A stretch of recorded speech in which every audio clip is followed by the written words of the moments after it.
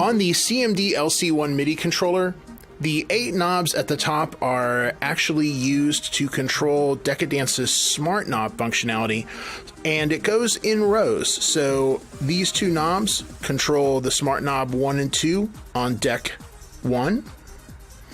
These 2, deck 2, deck 3, and deck 4. The 8 buttons underneath those knobs turn the smart knobs on. So if you'll look at deck 1, smart knob 1, I'll wiggle it there so you can see it. If I press button number 1, it lights up. Smart knob button number 2. We go to deck 2. You can see I can turn on off, deck 3, and deck 4. That is the smart knob mapping for the CMD LC-1 controller. Thanks for watching.